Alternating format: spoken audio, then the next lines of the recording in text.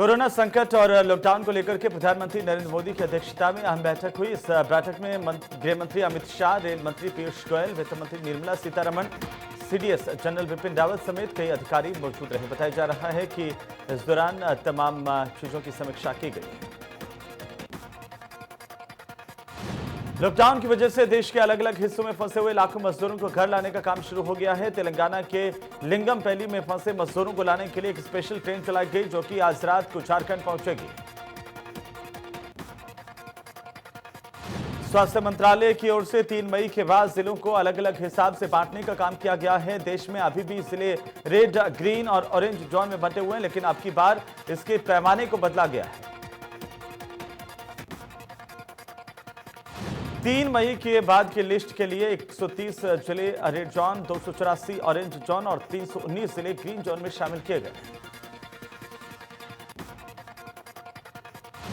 वहीं स्वास्थ्य मंत्रालय ने अभी भी दिल्ली, मुंबई, चेन्नई, कोलकाता, हैदराबाद, बेंगलुरु, अहमदाबाद को रेड जोन में ही रखा। इसके अलावा महाराष्ट्र के 14, दिल्ली के 11, यूपी के 19 रेड जोन में शामिल हैं।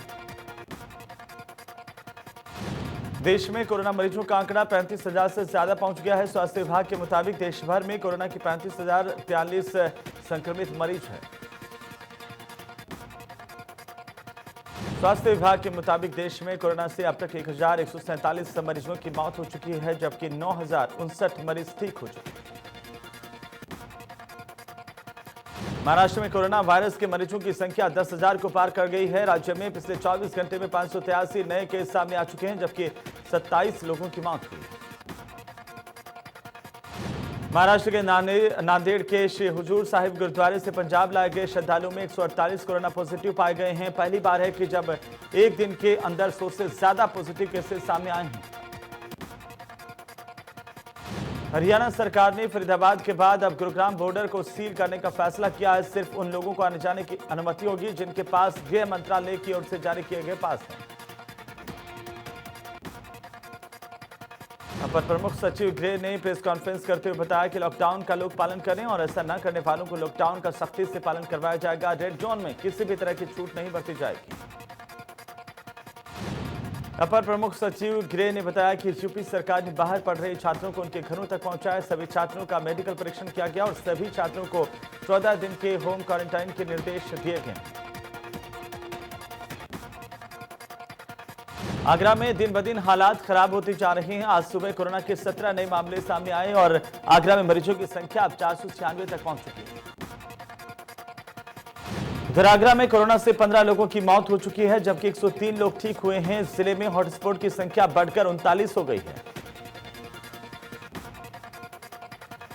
सिद्धार्थनगर में कोरोना के 2 नए पॉजिटिव केस सामने आए। सदर और बांसी तहसील के इलाकों में क्वारंटीन है दोनों, और एक युवा कानपुर और दूसरा मुंबई से यहां पर आया था। यूपी बोर्ड के स्कूलों में हाई स्कूल और इंटरमीडिएट में पढ़ रहे छात्रों के लिए दूरदर्शन पर स्वयं प्रभा चैनल पर शैक्षिक प्रसारण शुरू हो गया। छात्र इसकी मदद से आसानी से अपनी पढ़ाई कर सकेंगे। हाई स्कूल, इंटर के छात्रों को लाभ मिलेगा। सपा अध्यक्ष अखिलेश यादव ने विशेष सत्र बुलाने की मांग की। आर्थिक सामाजिक स्थिति देखते हुए सत्र की जरूरत है। कोरोना से समस्याओं के समाधान पर चर्चा हो।